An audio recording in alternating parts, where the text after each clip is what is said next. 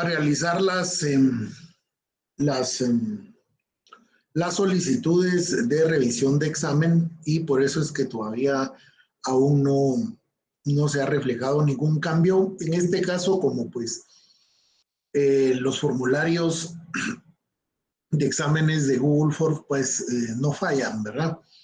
Entonces lo que hago es que les transcribo la pregunta, la selección que usted escogió, ya bien sea selección múltiple, falso, verdadero, y entonces cuál era la correcta y cuál es la que usted seleccionó. En segundo lugar, y me imagino que ya la mayoría se dio cuenta que ya está publicado el calendario de segundos exámenes parciales y nos calendarizaron nuestro examen para el viernes 21 de abril a las 7 de la noche, ¿verdad? Como consecuencia, pues entonces desde el día jueves a las medianoche, el Classroom les va a aparecer que ya van a poder subir ustedes la tarea, el trabajo de investigación que fue asignado desde despuesito del primer examen parcial, para que usted entonces lo pueda juntar de conformidad con el instructivo que se les envió en su momento. Lo van a poder subir hasta el día viernes a medianoche.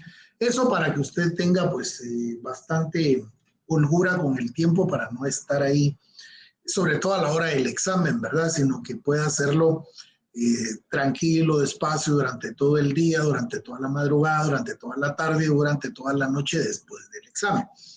Este se les va a computar y tiene como el instructivo informa valor de 10 puntos, ¿verdad? Para hacer un total final de 40 puntos del segundo examen parcial. El segundo examen parcial, nuevamente, el que se les va a pasar y va a tener duración de 1 hora, va a tener un punteo de 30 puntos, ¿verdad? Igual, hay calendarizados exámenes a partir del lunes 17. Obviamente, pues no tendremos, ¿verdad? El lunes, el siguiente lunes, que va a ser el lunes 24 de abril, tampoco hay examen parcial, pero al igual que lo hice para durante los primeros exámenes parciales, pues ustedes son los que deciden. Si ingresan al Classroom, yo me voy a conectar de todos modos, como es mi obligación, conectarme, y si no hay estudiantes, pues no hay curso que impartir, porque pues ustedes van a preferir, me imagino yo, nuevamente, estudiar, remachar ahí para el examen siguiente. Luego el día jueves tienen ustedes el último examen, el día jueves 27 de abril, y entonces ya el 28 pues tenemos ya nuestra clase normal. Hoy vamos a ver hasta dónde llegamos. Puede ser que, gracias igualmente Estuardo, puede ser de que tengamos un poquito más allá de las 8:15 por ahí, porque vieron que acá hay 22 diapositivas. Esta clase era la que correspondía el viernes de honores, pero obviamente pues no hubo clases, ¿verdad? Adelante, por favor, Francisca. Bienvenida, buenas noches. Gracias, licenciado, buenas noches. Bueno, yo contándole aquí que ya estoy haciendo la tarea que nos dejó, pero en el curso de ella me surgió una duda que quería preguntarle. Estaba viendo el tema de la interpretación de la ley y donde se ve lo de las analogías. ¿Cómo no? Pero siento que se contradice un poco con el principio de legalidad, porque en el principio de legalidad pues se dice que no, si no está plasmada la ley, pues no hay delito, o eso solo pasa en penal. Porque en el caso de la analogía dice que si no hay una ley, se puede utilizar una que se le parezca. No. O quizá me confundí ahí. Sí, recuérdense que es en el derecho penal que está prohibida la analogía. No se pueden crear figuras, no aplica el principio de analogía solo en lo penal. Ahora en todo lo demás sí se puede aplicar. Entonces, el principio de legalidad también sería solo en penal. No, el principio de legalidad se aplicaba a todo el derecho. Es en general. Es en general, así es. Ajá, y yo siempre he explicado, y gracias por preguntarlo, el principio de legalidad va a atender a la fundamentación reglamentaria de la norma. Es el principio de legalidad. Ahora, el principio de juridicidad o principio de juricidad, que puede ser llamarse de las dos formas, de juridicidad o juricidad, es el principio de que todo acto, no solo en la administración pública, sino en los otros ámbitos de la materia de cualquier rama del derecho, debe estar fundamentado en ley. Por eso es de que precioso al final la ciencia y la rama que escogimos del derecho a ustedes, pero cuando sea ahí, le notifican a uno cualquier auto, sentencia, resolución de cualquier órgano jurisdiccional, ahí viene el fundamento legal. Desde el constitucional, tratados internacionales en materia, etcétera, etcétera, ¿verdad? Entonces, el principio de juridicidad o juricidad es el principio de fundamentación de la ley de todos los actos, no solo en materia de cualquier materia del derecho, sino específicamente en el derecho administrativo, porque todos los actos de la administración pública deben de observar este principio, el principio de juridicidad o juricidad. Y no digamos el de legalidad, ¿verdad? Atendiendo a la reglamentación del acto jurídico, ¿verdad? Pero para eso estamos, Francisca, pero así es. Oye, principio de analogía, la prohibición la tiene el derecho penal. Se pueden crear figuras penales, mucho menos los jueces, ¿verdad? Está muy claro ahí, ¿verdad? Estamos a la orden siempre, ¿verdad? Bueno, muy bien. Entonces vamos a, ya una vez agotadas las preguntas, ¿verdad? Lamentablemente nunca hemos llegado más allá de 150, apenas 104 personas en este momento, pero bueno, ¿verdad? Entonces, y toda vez ya no hay preguntas con relación al trabajo de investigación asignado, pues vamos a iniciar. Estamos siempre en la unidad número 4. Yo les había advertido de que era bastante denso el contenido. Y entonces nos corresponde, buenas noches a los que se están incorporando, recién acaban de entrar a incorporar. 4.2, las estructuras de elementos de la norma jurídica. Habíamos visto del juicio jurídico, ¿verdad? Y para esto, pues vamos a utilizar la biografía de José Fernando Velázquez Carrera, ¿verdad? Que ya les había yo advertido con anterioridad, ¿verdad? Y él realmente, miren, la obra, ¿verdad? Es la tesis de su maestría, realmente de la facultad del Instituto Tecnológico, de la versión del Tecnológico Monterrey, solo que es en la Ciudad de México, ¿verdad? No existe Distrito Federal, ¿verdad? Entonces, muy interesante, ¿verdad? Pues precisamente de él es de que he tomado los apuntes que vamos a compartir, ¿verdad?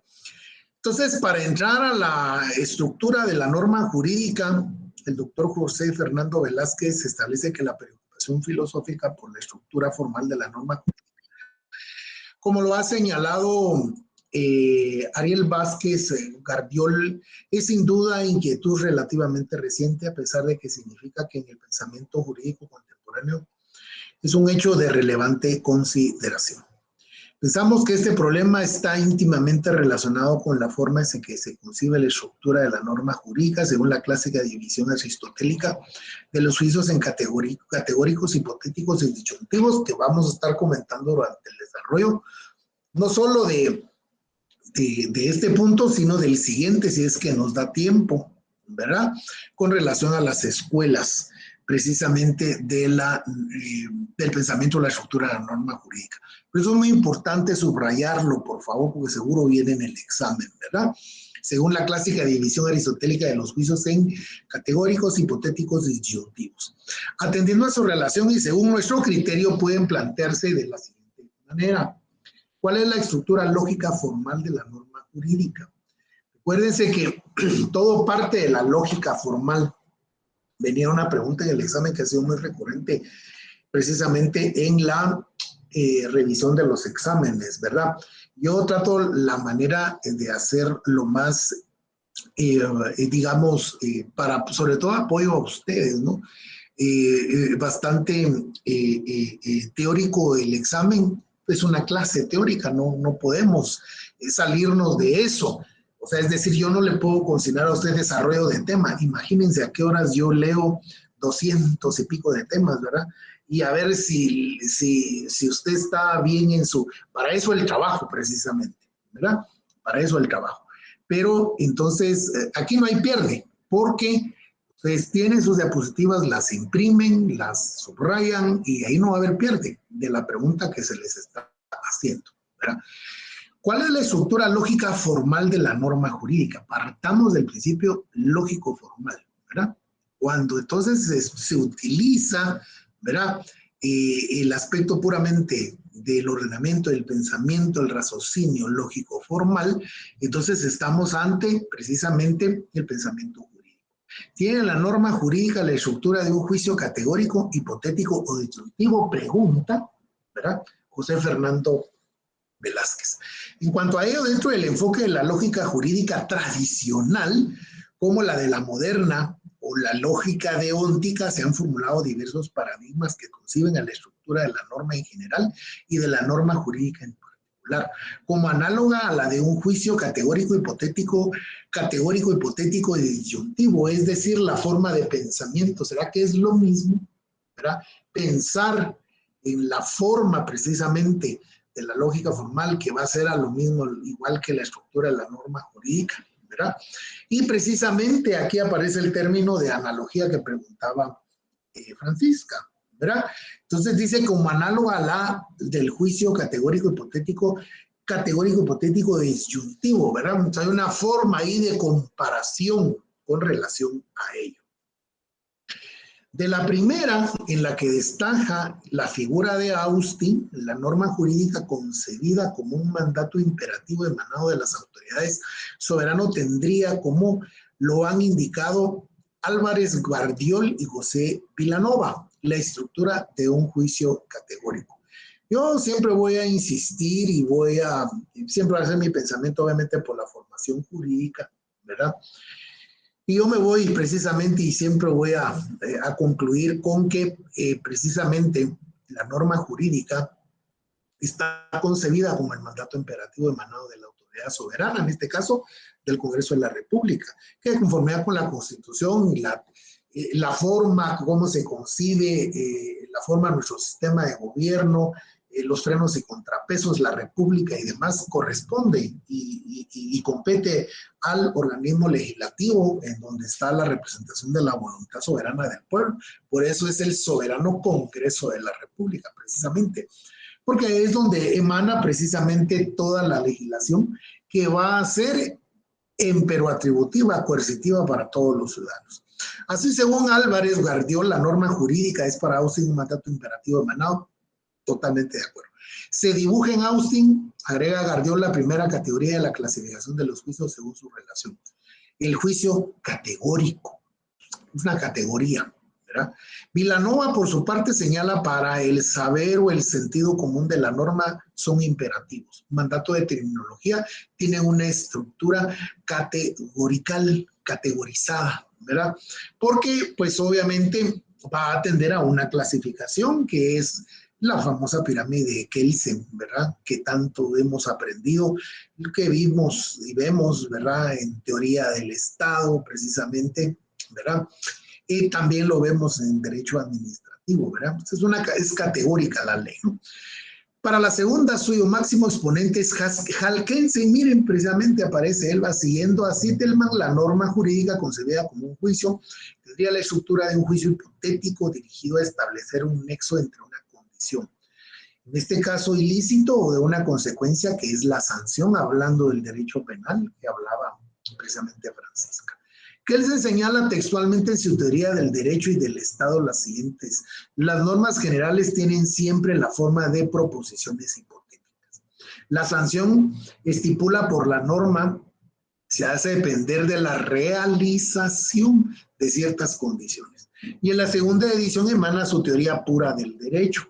Lo reitera al manifestar que todas las normas generales de un sistema social empírico, inclusive las normas generales que prescriben omisiones, solo pueden prescribir determinada conducta bajo específicas condiciones. Y es que lo que sucede es de que nosotros inclusive podríamos hablar, ¿verdad? Ustedes que pararíamos siendo, ¿por qué no decirlo?, un estado empírico. Vean el grado de atraso que tenemos casi en todos los niveles, analfabetismo, no digamos. ¿Cuántos, por ejemplo, de la población guatemalteca tiene acceso a la universidad? De casi 16, según el último censo, yo diría que andamos por 18, 19 millones de habitantes. ¿Y cuántos de ese porcentaje? Porque ni siquiera juntando todas las universidades privadas llegan a tener la estadística o el número que tiene la universidad pública, teniendo su sede aquí en la ciudad capital y teniendo centros regionales, o sea, es muy poco, ¿verdad? Y entonces, ¿por qué es importante conocer estos datos? Porque entonces, ¿cuántos realmente se están formando, se están capacitando en cuanto a la ciencia del derecho? Y nosotros, que somos los estudiosos del derecho, al fin, ¿verdad? Nos sumergimos en ese mundo y ese abismo del derecho que es vasto completamente, ¿verdad? Pero por algo hay que empezar. Por ejemplo, al estudiar, leer, comprender y demás, nuestro texto constitucional nos da ese parámetro de que tenemos como deber, como derecho, como obligación, como habitantes, como ciudadanos, como personas y demás. Pues, pero imagínense las personas que ni siquiera tienen acceso a la universidad. O sea, al final, realmente todo esto es un cúmulo de pensamientos bastante importantes, bastante complejos, bastante filosóficos, porque al final esto es pura filosofía del derecho, ¿verdad? Precisamente en estar cuando bromeamos, ¿verdad? Y miramos una pareja de amigos, ya sea mujer, hombre o mujer, sentados tomando su café y luego decimos, ¿y ustedes qué están cambiando el mundo, verdad? Algo así, ¿verdad? Entonces, valga pues el comentario para decir precisamente esto, ¿verdad? Que podríamos compararnos precisamente con esto, no sé, ¿verdad? Pero el hecho también de que pues, esto es un índice realmente de atraso y de subdesarrollo, ¿por qué no decirlo, verdad? Es cosa evidente, manifiesta Kelsen, en que no puede prescribirse incondicionalmente una acción positiva, puesto que se semeja a acción solo es posible en determinadas condiciones. Kelsen observa además que es una sociedad empírica, no pueden darse ninguna prescripción de omisión que no admita alguna excepción. Y es que hemos llegado, y nuestro sistema jurídico ha tenido que prever el empirismo, el desconocimiento, vamos pues, o sea, a tener que regular que artículo 3 de la ley de organismo judicial, ¿no? Nadie puede alegar desconocimiento, desuso, ¿verdad? O ignorancia de la ley, ¿verdad? Miren ustedes, eso está como cuando imagínense para una persona que no habla español o castellano, allá en la Guatemala profunda y recóndita, hasta allá, ¿verdad? En la selva petenera o en las montañas lacandonas de Huehuetenango o de allá por la laguna La Chua, todo lo que es esto, imagínense eso, ¿verdad? Alguien que ni siquiera tiene acceso a nada y preguntarle qué es constitución, ¿verdad? Eso es como cuando nos conquistaron y los españoles leían en latín, ¿verdad? Que el que no se convirtiera al catolicismo, ¿verdad? Lo mataban. ¿Y qué? ¿Verdad? Pero bueno, son pensamientos, son ideas, ¿verdad? Ustedes, pero No sé, ¿verdad? Si comparten conmigo o no, pero a ese nivel hemos llevado porque, o sea, nosotros mismos no podemos defender también el que no se sepa, ¿verdad? Pero bueno, en fin, algo así, ¿verdad? Kelsen observa además que en una sociedad empírica no pueden darse ninguna prescripción de omisión que no admita alguna excepción. Por último, para la Escuela Egológica Argentina, encabezada por Carlos Cosio, que ya la vamos a ver la siguiente diapositiva si nos da tiempo, y si no el miércoles seguro, la norma jurídica como un juicio tendría una estructura análoga a un juicio disyuntivo, donde disyunción separa dos normas jurídicas hipotéticas denominadas endonorma y pironorma, categorías básicas jurídicas que representarían lo lícito o lo ilícito, según la fórmula dada, H deber ser P o dado no menos P deber ser S, donde H identifica los antecedentes o la condición de la aplicación. P, la presentación no menor P, la no prestación y la S que es la sanción, ¿verdad? Eso de alguna forma como ir esquematizando y ordenando precisamente la estructura de la norma jurídica y ponerle fórmulas, ¿no? Dentro del enfoque de la moderna lógica deóntica puede enseñarse las teorías de George Henry von Wright y George Kalinowski. Estos cultivadores de la lógica deóntica sostienen la tesis de que la norma en general y la jurídica en particular puede describirse como una prescripción. Von Wright o proposición Kalinowski, con una estructura análoga a la de los juicios categóricos hipotéticos de la lógica apofántica, dependiendo de la condición de la aplicación de las normas, pueden dividirse en categórica, si su condición de aplicación es la de condición que tiene que cumplirse para que exista la oportunidad de hacer aquello que constituye su contenido y ninguna exista una oportunidad de hacer aquello que constituye su contenido y ninguna de otra condición. Llamaremos a una norma que no sea regla ideal hipotética si su condición de aplicación es la condición que ha de cumplirse para que exista una oportunidad de hacer aquello que constituye su contenido y ninguna otra condición. Si una norma es categórica, su condición de aplicación no puede ser derivada solamente de su contenido.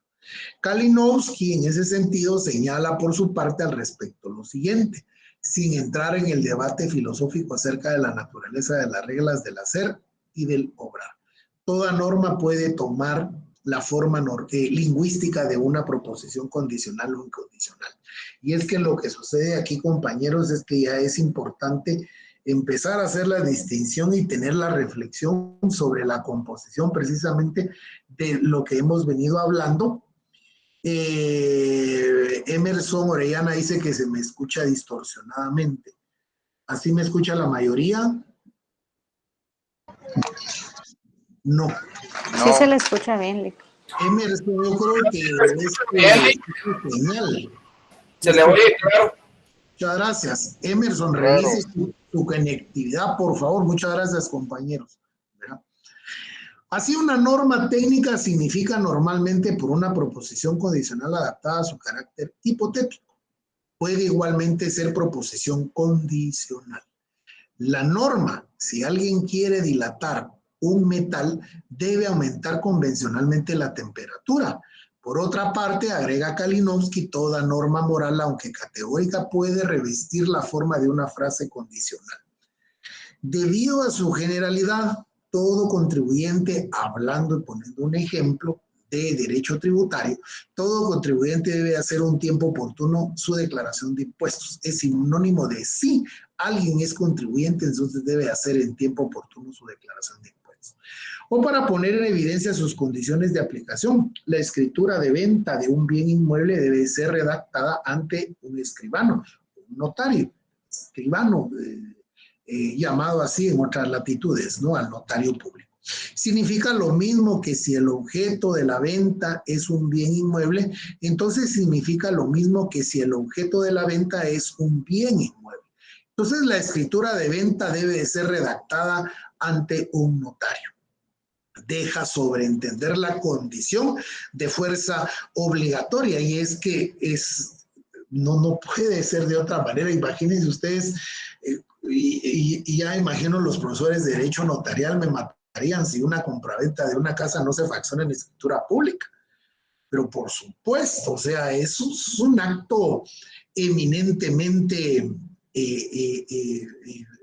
que tiene que revestir de toda formalidad posible y no digamos de toda protocolizada, ¿verdad? Y no solo por el hecho de que va en el protocolo, sino que así es precisamente, ¿verdad? Y es que eso es precisamente lo que va a revestir y lo que va a agregarle esa característica precisamente a la categorización de la norma jurídica.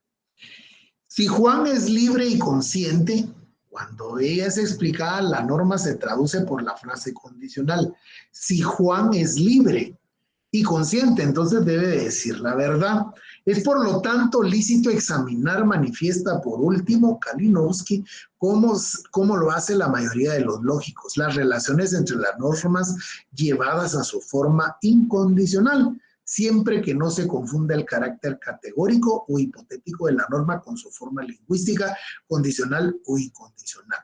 Es decir, al final, cuando decimos que un punto o una coma hace la diferencia, eso es muy cierto, y no digamos en un instrumento público hablando del protocolo.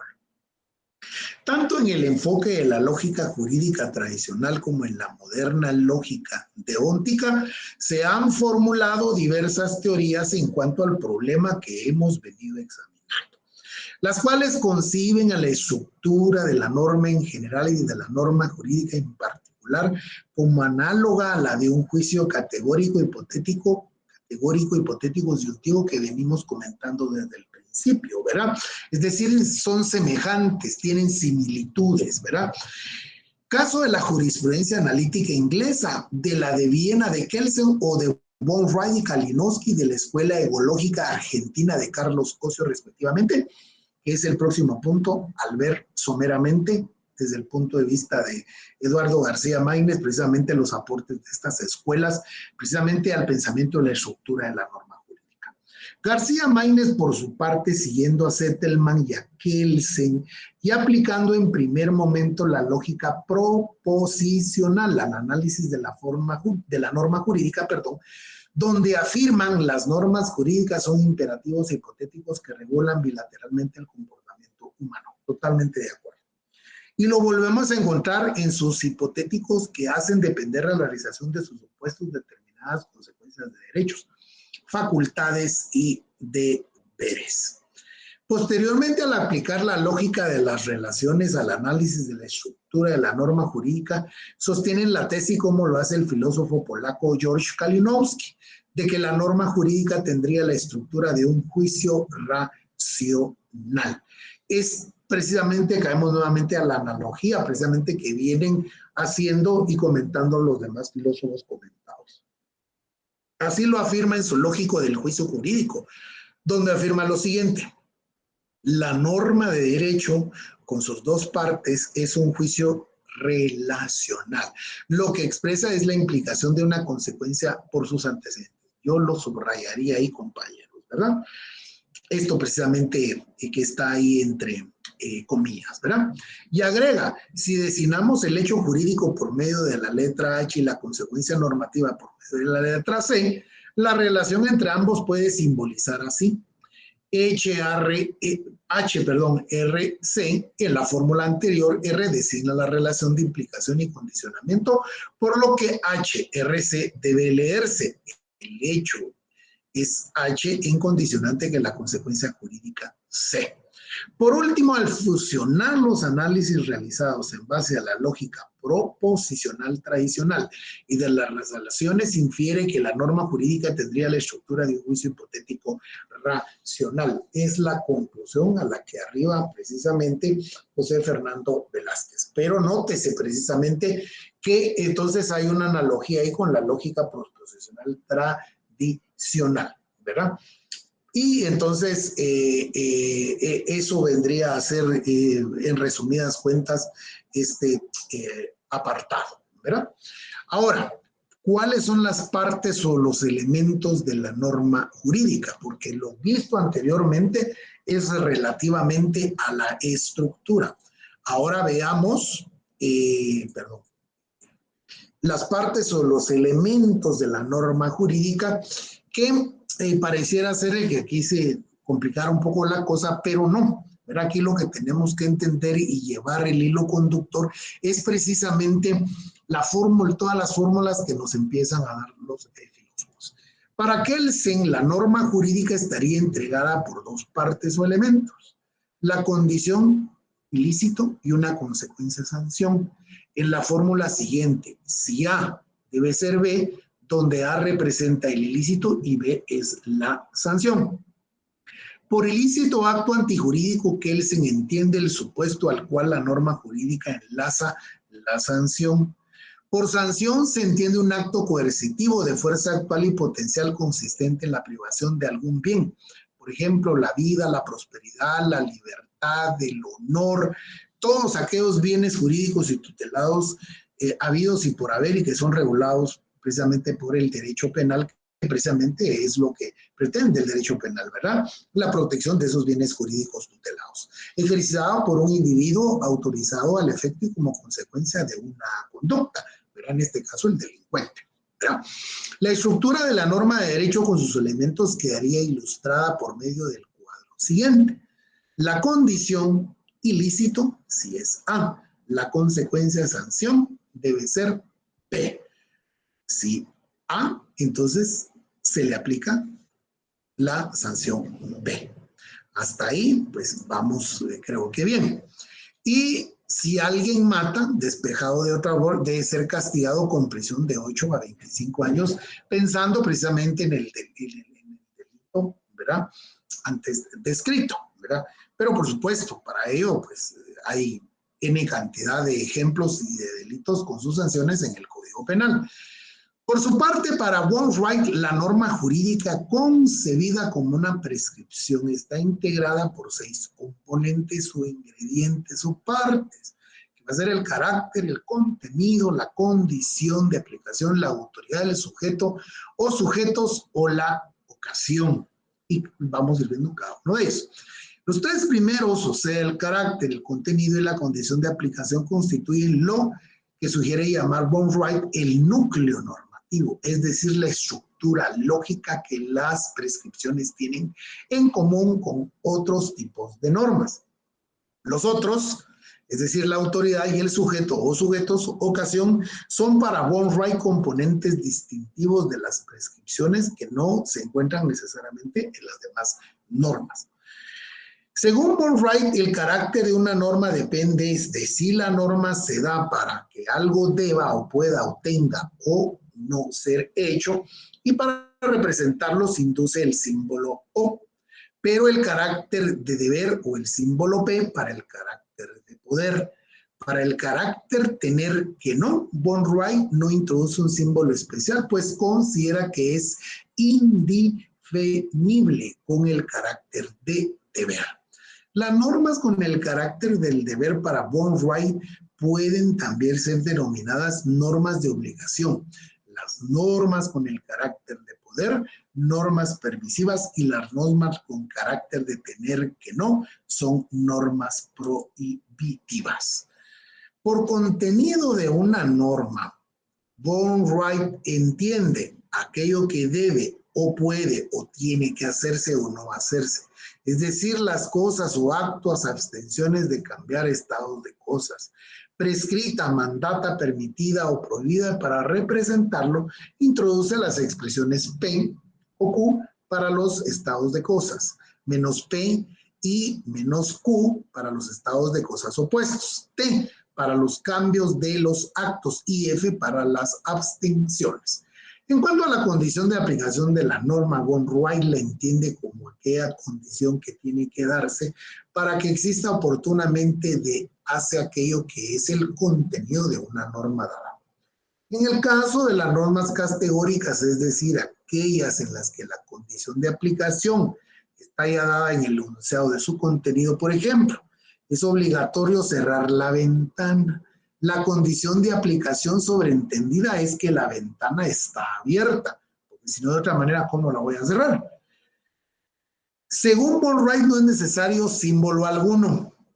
Las normas hipotéticas, por ejemplo, obligatorio cerrar la ventana si llueve. Por el contrario, si exigen que se especifique dicha condición, Bolloré introduce para ello el símbolo diagonal que se coloca a la derecha del contenido de la norma. Por autoridad de una prescripción, Bolloré entiende el agente que da o emite la prescripción. Por sujeto o sujetos de una prescripción, Bolloré entiende el agente o agentes a quienes la prescripción se dirige o se da. Por ocasión, Bolloré entiende la mención de la localización, es decir, lugar o lapso en el tiempo. Hay que señalar 2 puntos en cuanto a lo examinado. El primero, que para los últimos 3 elementos antes examinados de las normas, Bolloré no introduce ningún tipo de símbolo o expresión que los represente. Y ve que la teoría de Bolloré es esencialmente una teoría de lo que denomina núcleos normativos. Así entonces, la estructura del núcleo normativo, según Bolloré, de la prescripción jurídica, con sus elementos sería menos P, carácter, D, menos PTA, contenido, la diagonal QTQ, condición de aplicación. Aquí está de modo con las fórmulas que pues él ha creado precisamente para hacer la distinción de los elementos, ¿verdad? Así, por ejemplo, en la norma no está permitido estar junto a la acera de los números pares, salvo en el caso de las ambulancias, motobombas, aquí dice autobombas, o vehículos policiales. El carácter sería no está permitido estacionar junto a la acera de los números pares. Sería el contenido y salvo en el caso de las ambulancias, las motobombas y los vehículos policiales, sería la condición de aplicación. En este caso, entonces, la estructura del núcleo normativo de la norma del derecho con sus elementos quedaría ilustrada por medio del siguiente cuadro. Carácter menos P, contenido F menos P, TP, condición de aplicación diagonal QTQ. No está permitido estacionarse junto a las aceras de los números pares, salvo en los casos de las ambulancias, las autobombas, las motobombas, ¿verdad? O las radiopatrullas, etcétera, ¿verdad? O sea, trata la manera de ilustrarnos de esta forma y cómo se despeja precisamente estos componentes de la norma jurídica. En lo referente al problema que hemos venido analizando, García Maínez varía su postura de acuerdo a la clase de lógica que utiliza para analizar el problema de la estructura de la norma jurídica. Cuando aplica la lógica tradicional, aquella que vimos inicialmente, la lógica tradicional, la lógica clásica aristotélica, sostiene que la norma jurídica de carácter genérico como un juicio hipotético estaría integrado por 2 elementos, el supuesto y la disposición. Al supuesto lo definimos como la hipótesis que al realizar da nacimiento a las consecuencias de derecho. Y para hacer referencia al mismo y al hecho de su realización, emplea las letras S y H. A la disposición, por su lado, la define como la parte de la norma que expresa qué derechos y deberes están condicionados por la realización del supuesto. Y para hacer referencia a la misma, emplea la letra F para el derecho subjetivo y la letra D para el deber jurídico. La estructura de la norma jurídica con sus elementos sería entonces la siguiente composición, que va entrelazado con todo la fórmula y después entonces la estructura de los recuadros. No se preocupen porque no voy a preguntar ni las letras ni los recuadros para el examen, ¿sí? Si ese supuesto es H hecho, D, que es el deber jurídico, y F, que es el derecho subjetivo, son, así por ejemplo, el precepto, si un obrero, esto lo vamos a tener casi que al finalizar toda la presentación. Este ejemplo, ¿eh? Disculpe. Si un obrero sufre un accidente de trabajo, el patrono está obligado a pagarle una indemnización. El supuesto jurídico, si ese es H, sería la prevención de que un obrero sufra un accidente. Y la disposición D y F necesariamente sería la parte de la regla que obliga al patrono a indemnizar al trabajador y concede el derecho de exigir su pago. La estructura de la norma de derecho, sus elementos, quedaría ilustrada de la siguiente forma. Supuesto jurídico si SH, si un obrero sufre un accidente de trabajo. La disposición D y F necesariamente el patrón está obligado a pagarle una indemnización. Decir, el primer recuadro está la fórmula y en el segundo recuadro lo que significa. Atendiendo a los elementos, ¿no? En cuanto a la disposición, que es el segundo elemento distintivo, según García Maínez, considera que, vista por sí misma, esto es, desligándola de su hipótesis, puede formularse de modo categórico. Así en el ejemplo anterior, cuando separamos la disposición normativa, el patrono está obligado a pagarle la indemnización de la hipótesis. Si el obrero sufre un accidente de trabajo, aparece ante nosotros un juicio que encierra, a semejanza de los predicativos de que trata la lógica clásica. ¿Cuáles son los elementos lógicos, sujeto, cópula y predicado que ya hemos también visto anteriormente? La estructura de la disposición normativa quería ilustrar de la siguiente forma. El patrono va a ser el concepto sujeto. Está obligado, que es la cópula jurídica, tiene el deber de ser, de estar, que lleva prácticamente la acción, y pagar la indemnización, ¿verdad? Que sería el predicado. Esta es la mejor forma ilustrativa de poder precisamente esquematizar precisamente la disposición normativa, precisamente atendiendo a el modo categórico de los elementos de la norma jurídica según García Maínez. Como se puede advertir, García Maínez aplica el análisis de la disposición normativa vista como un juicio categórico. El cálculo de clases, y desde este punto de vista considera que la misma se encontraría integrada por tres elementos similares a los que se integra esta clase de juicios: el concepto sujeto, el predicado y la cópula jurídica anteriormente vista. En cuanto al concepto sujeto, García Maínez señala que es el elemento fundamental de los preceptos jurídicos. Sí, porque precisamente de él se está hablando. Y entonces no tendría pues otra, imagínense, o sea, para que exista y para que se dé la norma jurídica debe haber una víctima, ¿no? ¿Verdad? Yo sé que suena muy fuerte, muy pesado, pero de otra forma pues no existiría, ¿no? Y por eso es de que se ha hecho una realidad que exista precisamente la tipificación de la conducta, ¿verdad?, antijurídica y prevista en la ley hipotéticamente como un delito, ¿no? Entonces, en cuanto al concepto sujeto, García Maínez señala que es el elemento fundamental de los preceptos jurídicos y su función consiste en señalar a la persona objeto de la regulación, o sea, para volver al ejemplo, al patrono. Dicho concepto, agrega García Maínez, está referido al sujeto pasible del deber o titular del derecho que el juicio jurídico respectivamente impone u otorga, para hacer referencia a la persona objeto de regulación. García Maínez se sirve de la letra S, bien de los signos P o SP tratándose de pretensor, y O SO si se trata del obligado. En lo que se refiere al predicado, García Maínez señala lo siguiente: la predicación contenida en las normas refiérase a lo que la persona objeto de tal regulación está obligada a hacer o a omitir, o a lo que está facultado puede lícitamente hacer o dejar de hacer. Ese es en cuanto precisamente a lo que se puede o no se puede hacer.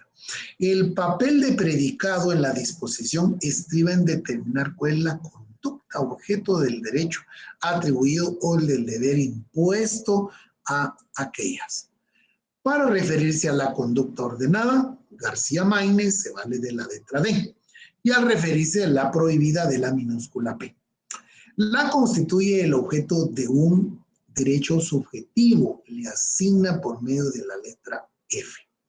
Por último, en lo relativo a la cópula jurídica, ya terminando de explicar precisamente estos tres elementos, el sujeto, predicado y la cópula jurídica, García Maínez señala lo siguiente. Para que haya norma de derecho no son suficientes el concepto sujeto y el concepto predicado.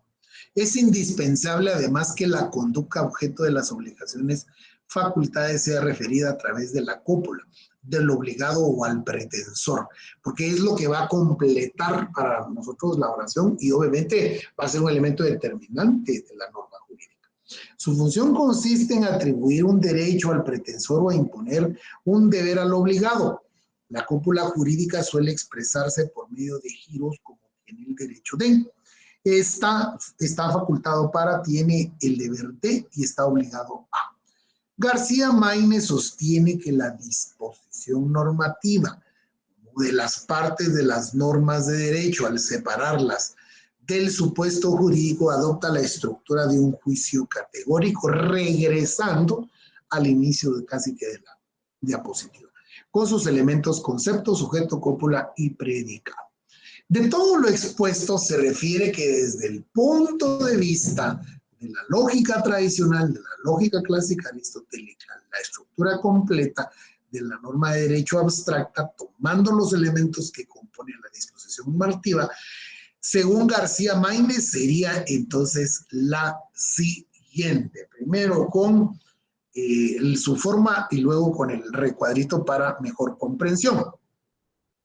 El supuesto jurídico simbolizado con las letras S o S es H, y en el caso del ejemplo anterior, si un trabajador sufre un accidente de trabajo. Y la disposición normativa integrada por el concepto sujeto simbolizado con la letra O. En el ejemplo patrono, la cópula jurídica simboliza con el término debe o tiene el deber de, en el ejemplo, está obligado. Y en el predicado simbolizado con el término observar la conducta de. En el ejemplo, pagar la indemnización. Esquemáticamente la estructura sería entonces la siguiente. Si S es H, O debe observar la conducta de. El cuadro siguiente muestra la estructura de la norma jurídica y esta quedaría entonces de la siguiente forma. Supuesto jurídico si es S y H. La disposición D y F son necesariamente. Ahora, ¿qué quiere decir o qué significa todo esto? Si un obrero sufre un accidente de trabajo, el patrono, que es el sujeto, está obligado, que es la cópula jurídica que tiene el deber del predicado de, a pagar la indemnización, que es el predicado de también, ¿verdad? Entonces, al final, pues, la explicación está bien, ¿no? ¿Verdad? Pero al final, precisamente, el esquema nos ayuda a mejor comprensión, precisamente, de lo que Eduardo García Maínez nos informa, precisamente, con relación a los elementos de la norma jurídica.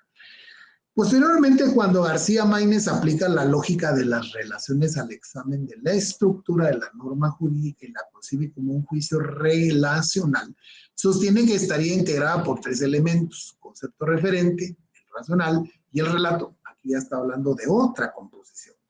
Al respecto, referente lo define como aquel que sostiene el sentido de la relación. 1.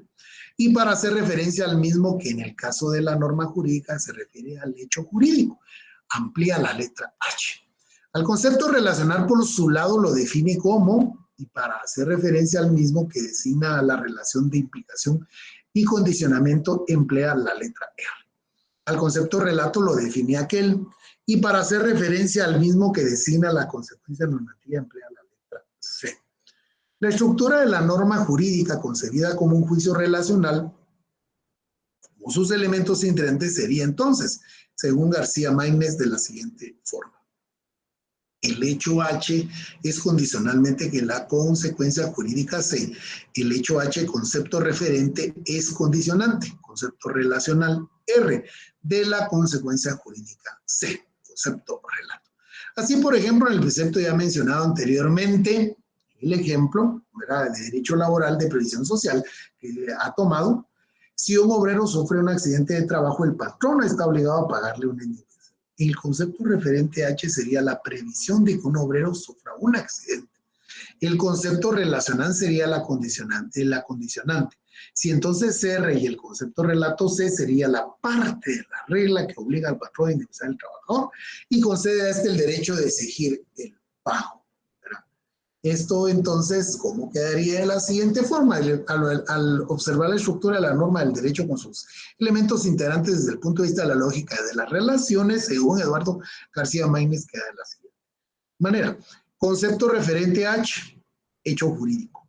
Concepto relacional R. Concepto relato C, consecuencia jurídica. El hecho jurídico de un obrero sufra un accidente de trabajo es condicionante de que el patrono esté obligado a pagarle una indemnización. En relación a la consecuencia jurídica o concepto de relato, García Maínez en forma análoga, ¿verdad? Aquí sí está permitida, obviamente, porque es filosofía, aquí existe mucha analogía, a cómo concibe la estructura de la misma desde el punto de vista de la lógica tradicional como un juicio categórico. Insiste precisamente lo del juicio categórico. Desde la lógica de las relaciones, la concibe como un juicio de esta clase. Así en el ejemplo anterior, cuando separamos la disposición normativa o consecuencia jurídica, el patrón no está obligado a pagarle la indemnización del hecho jurídico. El obrero sufre un accidente de trabajo, aparece ante nosotros otro juicio relacional integrado por un concepto referente y relacional y un relato. Así en el ejemplo, el patrono es el concepto referente X, está obligado a pagarle la indemnización A, el concepto relacional R. Y el concepto relato que aparece en la forma implícita sería el trabajador. Y como se puede observar de toda consecuencia jurídica considerada como juicio relacional, estaríamos, según García Maínez, habrían tres elementos. El primero, el concepto referente X, que es el patrono. El segundo, el concepto relacional R, que está obligado a pagar la indemnización. Y el tercero, el concepto relato I, que es el trabajador. Así la estructura de la consecuencia jurídica concebida como un juicio relacional, aquí hablando de juicio relacional, pasándolo análogamente del juicio categórico, queda ilustrado de la siguiente forma. El concepto referente X, que es el patrón, concepto relacional R, que está obligado a pagar la indemnización, el concepto relato I, que es el trabajador. Mejor forma de explicarlo gráficamente, pues creo yo que no existe, ¿verdad? Ya que visualmente es mucho mejor y más digerible. Como se puede observar, García Maínez sostiene que la consecuencia jurídica como una de las partes de la norma de derecho concebida como un juicio relacional al separarlas del hecho jurídico, adopta la estructura de otro juicio relacional con sus mismos elementos. De todo lo expuesto puede inferirse que la estructura completa de la norma de derecho, tomando los elementos que componen la consecuencia normativa, es la siguiente. Toda para despejar la fórmula y luego el esquema. El hecho jurídico H, concepto referente, en el caso del ejemplo anterior, un trabajador sufre un accidente, es condicionante. R, concepto relacional, el ejemplo es condicionante y la consecuencia jurídica C, es un concepto relato integrado a la vez con tres conceptos similares. Concepto referente X, el patrono, concepto relacional R. Está obligado a pagarle la indemnización A, el concepto relato I, que es el trabajador. Así la estructura entonces jurídica completa concebida como un juicio racional queda ilustrado en el cuadro siguiente. Concepto referente a H, que es un hecho jurídico. El hecho jurídico, el obrero sufre un accidente de trabajo. Concepto relacional R, es condicionante de ¿qué? Que el concepto relato C tenga una consecuencia jurídica. ¿Qué va a ser entonces? El concepto relato, el patrono, que está obligado a pagar la indemnización A. Concepto referente X, ¿verdad? Que va a ser también siempre el patrón, el concepto relacional R y el concepto relato que es I, ¿verdad? Aquí ya está más extendida, entonces, la forma del pensamiento, la estructura, precisamente, ¿verdad? De la variante de la analogía. Y por último, al fusionar los análisis realizados en base a la lógica proposicional tradicional y de relaciones, infiere que la norma jurídica tendría la estructura de un juicio hipotético, relacional integrado por los elementos del supuesto y la disposición, que a su vez estaría integrado por los tres elementos sujeto, cópula, jurídico, predicado, relacional. se llega hasta ahí precisamente y hace toda esta esquematización y con todos estos números y letras, y es precisamente para poder ilustrarnos precisamente los elementos que constituyen precisamente la norma jurídica vista desde el punto de vista como un juicio hipotético relacional, ¿verdad? Van a disculpar, compañeros, que me haya ido de un solo, ¿verdad? Me quedarían únicamente las siguientes 8 diapositivas, son rapiditas. Nunca les he solicitado más allá que nos quedemos de las 8, pero el día de hoy pues apremia el tiempo y yo sí les voy a suplicar mucho esta colaboración a efecto de que nos pongamos precisamente al día. Así el día miércoles ya tenemos prácticamente el completo el contenido, ¿verdad? Pero sin embargo, si tienen alguna pregunta, duda, comentario, yo creo que está bastante claro, sobre todo cuando llega a la parte de los esquemas, precisamente, ¿verdad? Y como les digo, no les voy a preguntar para el examen precisamente todo eso, pues, ¿verdad? Sino muchas gracias, Estuardo. Le agradezco ahí su colaboración, ¿verdad? Lo bueno es de que venimos de Semana Santa, estamos algo bastante descansadones, ¿verdad? Ustedes, y eso permite un poquito todavía extendernos un poco más. Yo siempre he sido del criterio de que por ser la segunda hora, pues, y el trabajo y todo esto, pues, ¿verdad? Trato la manera de ser muy ejecutiva en la clase, ¿verdad? Pero en esta ocasión, pues sí quiero solicitarle su colaboración. Sería el punto número 4.3, las escuelas que se refieren a la estructura de los elementos del juicio jurídico. Muchas gracias, Sandra Victoria, muy amable por ese espaldarazo. La Escuela Analítica Inglesa de la Jurisprudencia, como su nombre lo indica. Sin embargo, lo que vamos a ver es precisamente el aporte a la composición y la aplicación en el caso de la legislación guatemalteca. La Escuela Analítica Inglesa de Jurisprudencia es el juicio jurídico, si es un tipo de normativo o imperativo, ¿verdad? Pero su estructura no es la de un juicio categórico, ya que tal concepción lo confunde con su expresión lingüística, ¿verdad?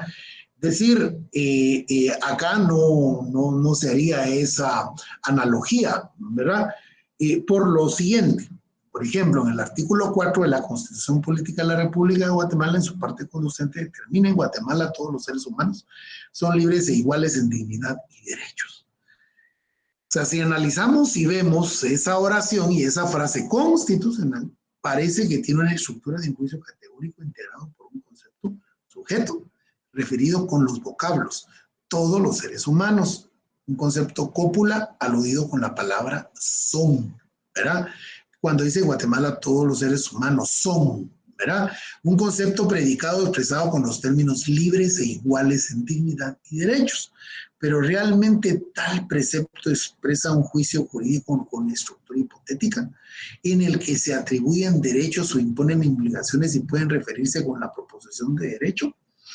Si un ser humano se encuentra en Guatemala, entonces tiene derecho a ser libre, igual en su dignidad y derechos, y correlativamente las demás personas tienen la obligación de respetar la libertad y la igualdad en dignidad y derechos de su titular. Esto es muy fuerte, ¿verdad?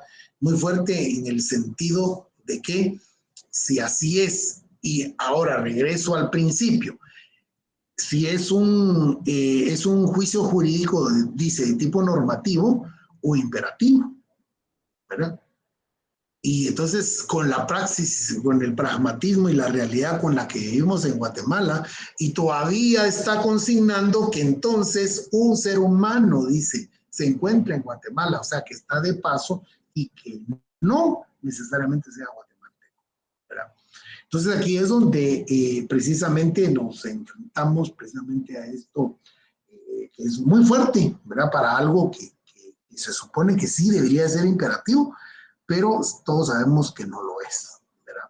O, por ejemplo, en el precepto de que la educación debe ser gratuita, laica y obligatoria, ¿verdad? O sea,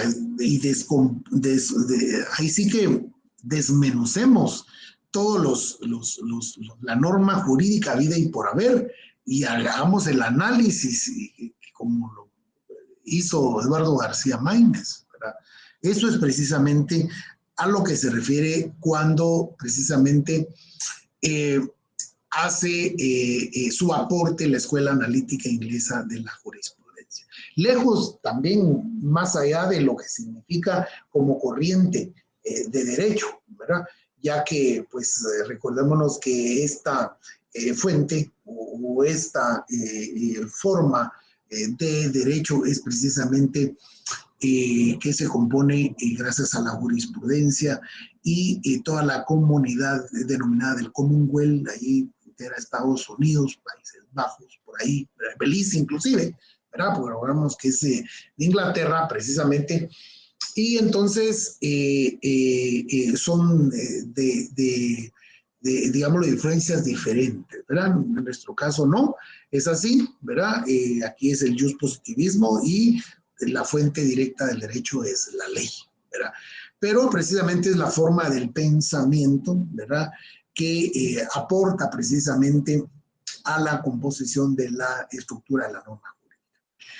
Entonces dice que Eduardo García Maínez, al tratar el tema de los imperativos categóricos o hipotéticos en el derecho, considera que las diferencias entre los mismos es de naturaleza gramatical. Es gramatical la cosa, ¿no? Porque todo juicio jurídico es hipotético. Y si en algunas ocasiones las normas de derecho tienen forma categórica, realmente aluden a un juicio del otro tipo, en el que los derechos que atribuyen a una persona obligaciones que imponen a otra están condicionadas por ciertas hipótesis explícitas, ¿verdad? Esa es la forma de poder comprenderlo porque pues, es el caso guatemalteco, pero así podríamos ir tomando ejemplos de cada uno de todos los países de América Latina, ¿verdad? Pero bueno, eso sería entonces el aporte de la escuela inglesa precisamente a la norma jurídica. Ahora, el caso de la Escuela de Viena. El juicio jurídico es un tipo de los de normativos o imperativos, cuyas partes, supuesto y disposición jurídica están unidos y vinculados por el concepto gramaticalmente es la conjunción condicional. Sí, entonces, por lo que también tiene estructura hipotética. Eduardo García Maínez refuta de la Escuela de Viena la forma como formula el juicio jurídico. Si es A, debe ser B, ya que tiene el efecto de que solo alude a una de las consecuencias, el deber, y no considera el otro término de la relación.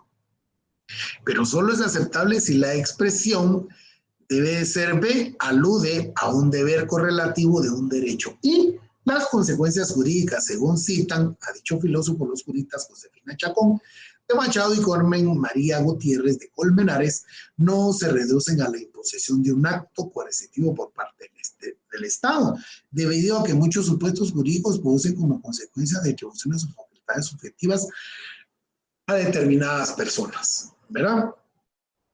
Pero es que eso de la subjetividad va a depender de la situación en la que se encuentre, ¿verdad? Pero bueno, obviamente siendo una escuela de Viena, pues imagínense, ¿verdad? Lo que es Occidente y lo que es Europa, prácticamente central, muy distinto a lo que vive la realidad de América Latina, siguiendo con el ejemplo guatemalteco. Se consideran justas las objeciones realizadas por Eduardo García Maínez, disculpa ahí por el mal teclazo, pero es más adecuada la segunda, ya que está claramente precisa que las consecuencias jurídicas no se traducen en la imposición de un acto coercitivo. Cuestión que en la primera refutación no quedó claro, pues simplemente expresó que el efecto de las fórmulas kelsenianas radican en que las consecuencias solo aluden al deber, sin indicar su objeto la imposición del acto coercitivo, ¿verdad? Y entonces ese sería el aporte precisamente de la Escuela de Viena con relación a los elementos de la norma jurídica. Y en el caso de la Escuela Egológica Argentina de Carlos Cosio, que comentábamos en las otras diapositivas, esta es una escuela egológica argentina. El juicio jurídico, si es un juicio pero de tipo normativo, da la forma como dicha escuela concibe la significación elemental objeto de estudio. Se señala en el primero de los juicios jurídicos de tipo hipotético denominado, y ahí crea conocimiento nuevo, endonorma y que representa lo lícito. La Escuela Ecológica Argentina no consideró que, como consecuencia de la realización de la condición de aplicación, significado con la letra UH, no solo un individuo debe realizar una prestación simbolizada con la letra P, sino que también se faculta a la persona para exigir el cumplimiento de la forma de la conducta impuesta, porque las consecuencias de derecho no se resumen en la prescripción de obligación. Los juicios jurídicos son juicios normativos bilaterales.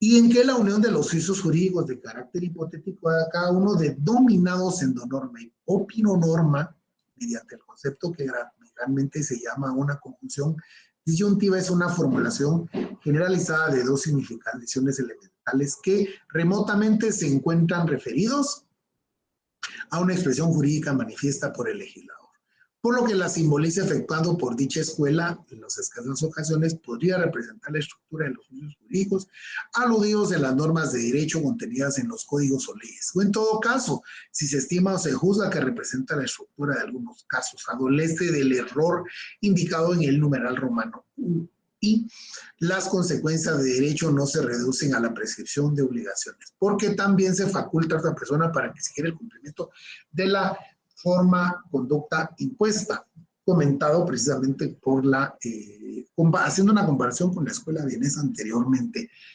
dicha, precisamente hablando de la subjetividad, ¿verdad? Y aquí hablando precisamente de los alcances que pueda tener el legislador en la creación de la norma.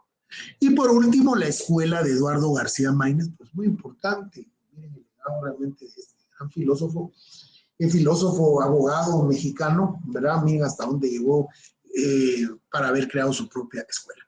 La teoría de Eduardo Maínez, de Eduardo García Maínez, se harán análisis comentarios de cada una de sus partes, según la forma como se expuso. En un primer momento se trata de la esencia de la estructura del juicio en general y del juicio jurídico en particular. Siempre va a partir de eso, ¿no? Del juicio clásico jurídico aristotélico para caer al juicio jurídico particular. Dicho filósofo del derecho, con fundamento de dos perspectivas distintas, afirmó que con el apoyo de la lógica aristotélica, que la discusión jurídica se integra a un concepto sujeto, un concepto cópula, un concepto predicado, los cuales constituyen uno de los juicios relacionados en forma recíproca y necesaria, que sí alude al aspecto activo de la regulación jurídica. El otro juicio implícito refiere al aspecto positivo y viceversa. Pasivo, perdón. Y es que lo que sucede es que siempre tenemos que encontrar estos tres elementos en cualquier norma jurídica. Siempre, siempre lo tiene que tener, ¿verdad? Si le falta cópula, está bien hecho. Si le falta predicado, no digamos, ¿verdad? Y el sujeto, peor, ¿verdad? Que es el fundamental, es el principal. Se estima que el análisis de la estructura de la disposición jurídica con fundamento en la teoría del juicio de la lógica clásica no es congruente ni válido, ya que el mismo Eduardo García Maínez precisó la naturaleza de la lógica jurídica como una rama de la lógica de las normas, con fundamento en las diferencias que existen entre los juicios y estudia la lógica en general y los que examinan la lógica jurídica, ya que los de la primera tienen las siguientes propiedades. De tipo enunciativo, refieren al orden del ser, aseveran en el objeto, convienen una determinación, corresponden a los valores cuantitativos. En cambio, los que constituyen objeto de estudio en la lógica jurídica tienen las siguientes características. De tipo sui generis, ya que son de carácter imperativo atributivo. Refieren al orden de la conducta prescrita y facultada. Imponen deberes y correlativamente confieren facultades a la que corresponden los valores llamados epónticos, y determinó, al estudiar el juicio de la proposición del ángulo visual de la lógica jurídica, que si de la interpretación de las normas de derecho resulta un juicio enunciativo, objeto de estudio de la lógica general, entonces se debe reputar el mismo como un elemento extraño dentro del sistema jurídico, ¿verdad? Por lo tanto, no es lógico analizar la estructura de una parte del juicio jurídico, la disposición jurídica conforme a la de otro, de naturaleza deicista, hasta la jurista cuya doctrina se analiza y comenta. Emprendió otro estudio con fundamento en la lógica de las relaciones porque se percata que la relación entre el respecto activo y pasivo contenidos. Y en la disposición jurídica es el mismo tipo que se produce entre los juicios relacionales, porque ambos aspectos se refieren al mismo vínculo jurídico y a diferencia de los juicios en los activos en los que el concepto predicado expresa una característica o cualidad del objeto significativo por el concepto sujeto, la función empero atributiva del concepto de denominar cópula jurídica no imputa las consecuencias jurídicas a los objetos de relación como cualidades de estos o expresión de ciertas características de su conducta efectiva, ¿verdad? Aquí ya él explica y entonces y da los parámetros de por qué precisamente no podría corresponder. Sin embargo, no los descalifica como tal, sino está explicando las razones, ¿no?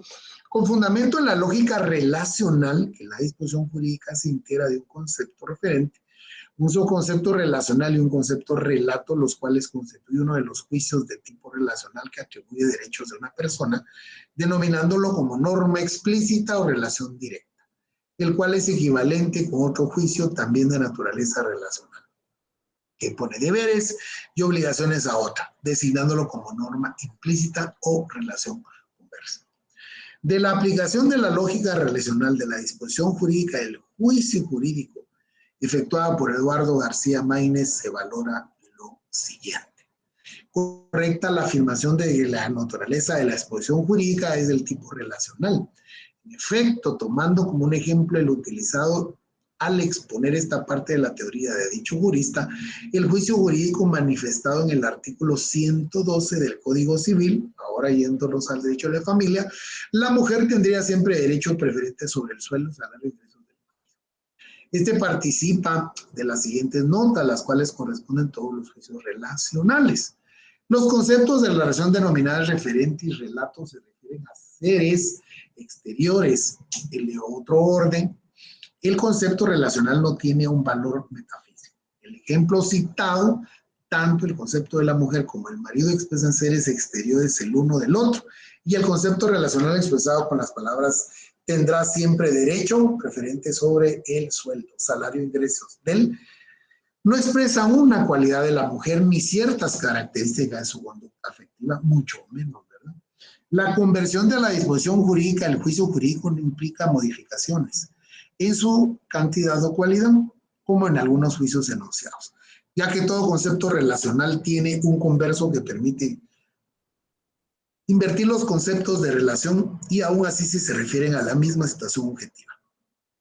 El mismo vínculo jurídico, verbigracia, la conversión del juicio jurídico citado como ejemplo manifiesta una norma de derecho. El marido tiene la obligación de dar su sueldo al salario de ingresos preferentemente a su mujer y los conceptos en relación referente y relato son, por su extensión, coordinados y regresando al concepto, verán ustedes, en el ejemplo que se ha utilizado, tanto el concepto de la mujer como el del marido son por su relación coordinados de tipo cruce. Cuando vimos, se recuerda la categorización de los conceptos, porque sus extensiones están contenidas. Especies son un concepto jurídico de mayor extensión. El género significado con el concepto de cónyuge, que es al que pertenece el marido y la mujer. Bueno, compañeros, yo quiero agradecerles este tiempo de más que tuvieron para conmigo el día de hoy, a pesar de que conectadas a una teoría. Para usted, ¿cuál sería las escuelas la más acertada? Fíjese que lo que sucede es que yo me quedo con la escuela de Eduardo García Maínez, ¿verdad? Yo creo que él ha tratado de sintetizar, ha tratado de resumir precisamente las diferentes escuelas, ¿verdad? Y obviamente, pues, estamos aquí a la par, nada más, México y Guatemala, pues, ¿verdad? Y tiene una gran influencia en toda América Latina, ¿verdad? Recuérdense que en el caso de la Argentina ecológica, ¿verdad? Es que los argentinos, ¿verdad? Bien peculiar, eso es muy especial, ¿verdad? Cada una de las escuelas, pero de acuerdo a la pregunta que Sandra Victoria me lanza, pues yo sí me quedo con la escuela de Eduardo García Maínez, es bien pragmático, lo explica muy bien, acertadamente, cada una de los elementos, precisamente. ¿verdad? Bueno, entonces, si ya no hay más preguntas, compañeros, yo me iría a usted, Sandra Victoria, yo me iría quedando por ahí, entonces, agradeciéndoles que hayan permanecido, son las 20:17, van a descansar, buen provecho, les agradezco muchísimo y nos vemos y nos saludamos el próximo viernes, lo cual me imagino va a ser la última clase previo a que procedamos a evaluarnos de nuestro segundo examen parcial. Muchas gracias, buen provecho, bendiciones, feliz noche. Cuídense. Muchas gracias, Lick. Gracias, igualmente. Buenas noches. Buenas noches.